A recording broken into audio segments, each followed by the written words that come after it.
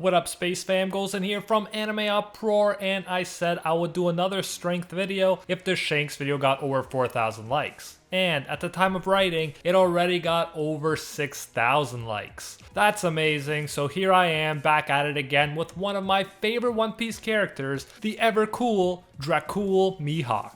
If you enjoy seeing One Piece videos on this channel, I want to keep them coming. Show some love for One Piece by smashing that like button and sharing this video. If we can get 5,000, that's right, 5,000 likes on this video, I'll get started on the next strength video ASAP. Make sure to leave your suggestions for who you want me to cover next in the comments. If you haven't, be sure to subscribe, and this is crucial. Hit that notification bell or you will miss future One Piece videos. You can follow AnimeUproar Audio on Spotify and Apple Podcasts or wherever else you listen to podcasts to get early access to all of our content, including One Piece. Links in the description. Keep in mind, the way I do these videos is I look at relevant manga evidence to help get a sense of how strong the character in question is, so there tend to be manga spoilers in these videos. You've been warned. Now without further ado, let's jump into it. Dracule Hawkeye's Mihawk is introduced as the greatest swordsman in the world in the Viz translation, and in other translations he's been called the strongest swordsman in the world. In other words, he stands atop all other swordsmen. We'll talk more about the significance of this title later. Mihawk was 41 years old before the time skip, and he's 43 years old after the time skip. He's 6 feet 6 inches tall. Dracule actually holds the position that Zoro strives to reach. Mihawk is to Zoro what Gold D. Roger is to Luffy, except in Mihawk's case, he's a living legend. When Mihawk is introduced, he's introduced as the guy who sunk 50 ships single-handedly for fun. He is able to effortlessly destroy a galleon, aka a huge warship, with a sword. Mihawk is able to easily deflect bullets with his sword as well. At this point in the series, Zoro seems like a very strong dude, but he's absolutely no match for Mihawk. Mihawk even tells him that a competent swordsman could tell that Mihawk's skills far surpass Zoro's. There's no need for them to even cross swords. Mihawk already knows he'll crush him. Mihawk's main problem is boredom. He's so strong that he can't find a good challenge, so he goes around destroying pirate ships for fun, like Don Krieg's. He's so strong that Don Krieg accuses him of having a devil fruit, although as far as we know, Mihawk is just OP based solely on his own strength, no devil fruit to speak of, which is impressive because he surpasses the vast majority of devil fruit users in strength. It's funny, Don Krieg had 50 ships and he couldn't last in the Grand Line, while Mihawk just goes around in a tiny little boat by himself. That's how confident he is. Looking back on the series, it's clear that there are many dangerous figures and crews you can run into on the sea, including the Yonko, and yet Mihawk is confident enough to travel like this. It goes to show how confident he is in his own ability to take care of himself, even against the strongest of opponents. Against Zoro, Mihawk starts off with using a small knife, saying to Zoro that he's not the kind of fool who hunts rabbits with a cannon. He even apologizes, saying that that's the smallest knife he's got. In other words, if he had a smaller weapon, he'd use it. That's how ahead of Zoro he is. Here we could just say Mihawk is arrogant, but Mihawk has always backed up his words. He goes on to beat Zoro's 3 swords with that little knife. Mihawk decides to use his real sword, not because he needs to, but to show respect for Zoro, who would rather die than give up. Mihawk also refers to his own black blade as the finest in the world. Mihawk could kill Zoro easily, but he sees potential in him. Mihawk would rather give Zoro a chance to try to surpass him because he wants a challenge. That's when you know you're strong, when you genuinely hope that one day someone will be able to surpass you. We don't see Mihawk again until he goes to see the Yonko Shanks. Remember, Mihawk is a warlord at this time, so he should, in theory, be going after pirates, but that's not actually how Mihawk rolls. He does what he wants, takes naps when he wants, destroys 50 ships when he wants, and goes to see old friends when he wants. He tells the men he runs into on the island to relax and asks them to send him straight to Shanks. It is this encounter that sparks a lot of heated debate in the One Piece community. Shanks asks if Mihawk is there to challenge him, and Mihawk replies by saying he doesn't challenge one-armed has-beens. Shanks nor his crew members question Mihawk or say that Mihawk wouldn't stand a chance against Shanks. Obviously, this could just be how Shanks and his crew roll. They don't care too much about other people's opinions, like when the one mountain bandit spilled beer on Shanks and they just laughed it off. Still though, Mihawk does hold the title of #1 swordsman, and Shanks is a swordsman. So yes, Mihawk calling a Yonko a has-been is clearly going overboard and straying from cold hard facts, but there's also no reason to assume that Shanks is stronger than Mihawk at this point. Shanks asks Mihawk very seriously if he wanted to challenge him, clearly showing that he respects Mihawk's strength and that the battle would be a challenge for him. Later, Whitebeard tells Shanks that his past duel with Mihawk is still fresh in the Yonko's memory. Whitebeard, who held the title of the strongest man in the world, was impressed and can't forget the duel between these two. Clearly, this implies that it was a great duel of two closely matched individuals. Otherwise, if the gap was too big, it would be boring and over quickly. However, since Mihawk got the undisputed title of greatest swordsman in the world, it stands to reason that he bested Shanks in the past. More on this later, but for now let's jump to the Marineford battle. Everyone pays attention when Mihawk is about to attack, even though they are surrounded by a battlefield of strong fighters. Tashigi points out that Mihawk's blade is one of only 12 supreme grade swords. Mihawk releases one of his air slashes at Whitebeard from far away. Observers mention that Mihawk's slash is known as the most powerful slash in the world. It cuts straight through the ground until the 3rd Division commander of the Whitebeard Pirates, Diamond Jozu, stops it.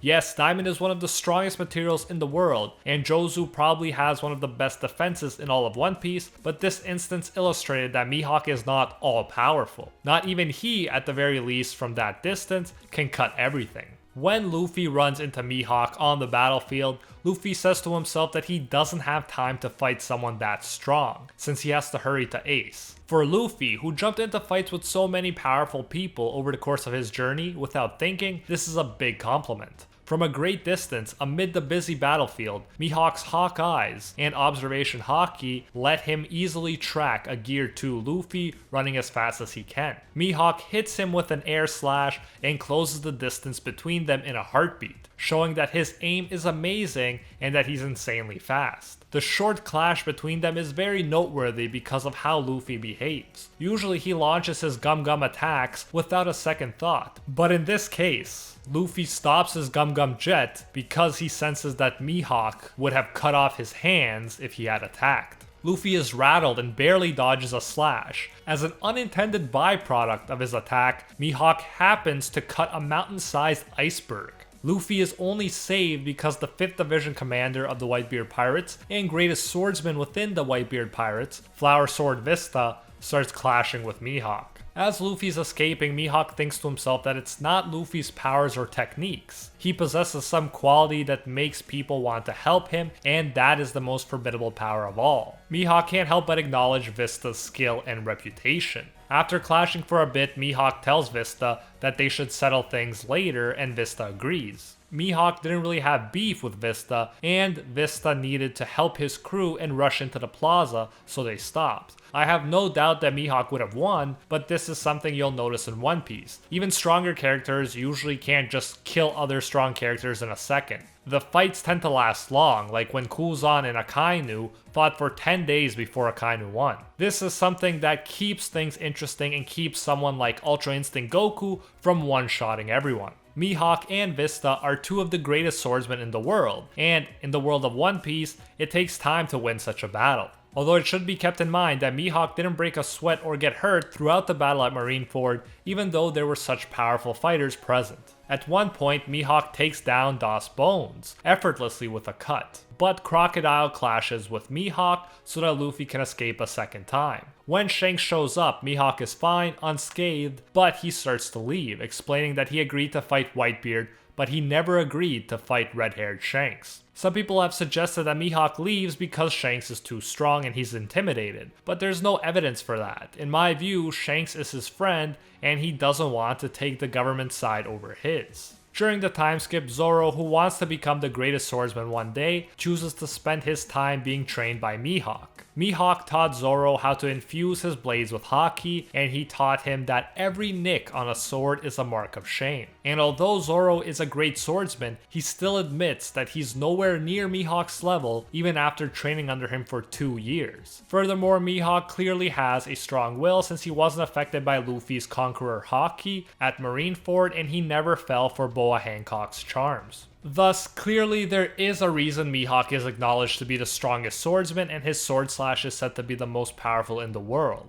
In Marineford, we saw that he wasn't just one-shotting powerful opponents, but that seems to be the way One Piece goes. We've also never seen Mihawk go all out. He was never pushed into a corner sweating and bleeding while fighting for survival. Even at Marineford, he didn't break a sweat or receive injuries. He's been associated with Yonko in different ways throughout the series. He owns a supreme grade blade, while Whitebeard owned another that was attached to his Naginata. Those are the only 2 supreme grade blades we've seen so far. Furthermore, Mihawk was Shanks' rival and they dueled in the past. Although I think they were close, Mihawk's title suggests that he had the better of Shanks back then. People suggest that Shanks is stronger now than he was back then, but then they don't take into account that Mihawk could have gotten significantly stronger too over time. Just because Mihawk is not a Yonko, that doesn't mean that any Yonko is automatically stronger than him. Mihawk has no interest in being a Yonko. Yonko are supposed to be the powerful captains of the strongest pirate crews, but Mihawk travels alone and has no desire for a crew.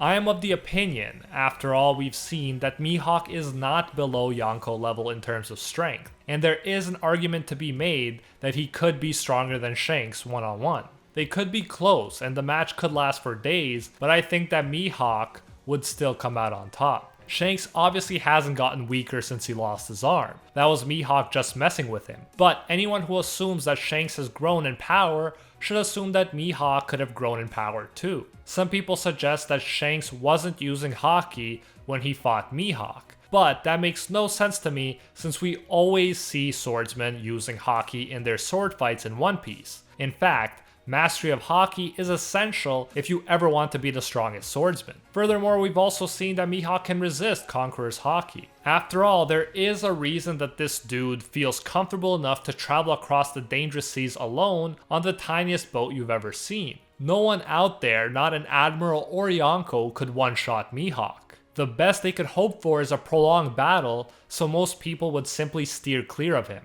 However, as I've said in previous videos, I think if you factor in the strength of Shanks' crew on top of his own, then Shanks is a much more dangerous pirate than Mihawk, and that's why he deserves the title of Yonko more. When Mihawk said people wanting to help you is the most dangerous power of all, that was also significant. Just think about how Luffy would be dead right now if Nico Robin hadn't saved him. Luffy was beaten by Crocodile multiple times, but people wanted to help him, while Crocodile's own people were willing to betray him. That made the difference. If it was a simple battle to the death, Luffy would be dead right now. So the fact that Shanks has a powerful crew that wants to help him, and that he is able to influence people like Kaido, Marco the Phoenix, and Sengoku makes him very dangerous, even though that doesn't necessarily factor in when we're talking about one-on-one fights to the death. But make sure to let me know what you think about all of this in the comments below. Even though we didn't see Mihawk one-shotting strong characters at Marineford, I still think he's Yonko level when it comes to one-on-one fights. One Piece is fun precisely because it's not black and white and strong characters can't just embarrass one another in a matter of seconds. That's also why videos like this one are so much fun to make. If you did enjoy this video and want to keep them coming, show One Piece some love by smashing that like button and sharing this video. Remember, if we can get 5,000 likes, I repeat,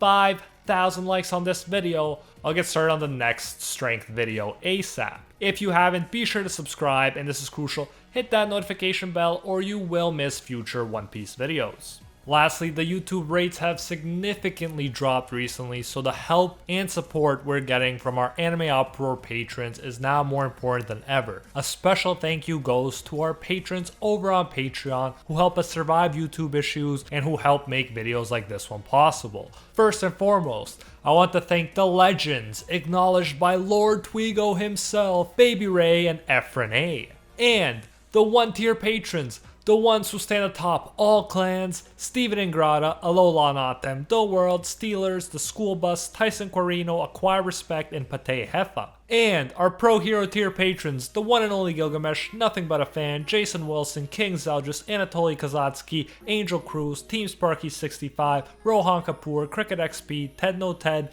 Jalter, Joe Stanton, Very Gucci, Alicia Actor, Animal69, Jessica Kayla Fond, Hinokami and Water, Bonnie Parks, Desi D, Emperor Otaku, JCC Waka, and The Coach. Thank you all so much. If you enjoy our work, you can support more of it by going over to patreon.com/AnimeUproar and becoming a patron today for as little as $1. If you do so, you'll get your name featured in future videos alongside these amazing people right here, and you'll even get access to our private patron-only Discord where we talk about anime, life, and of course, dank memes. So check out patreon.com/AnimeUproar, link in the description if you're interested. You can also now join the YouTube channel and support more content that way if you prefer. Whichever way you choose to support us, you can get the same great benefits. Thanks again, and until next time, see ya, Space Cowboys.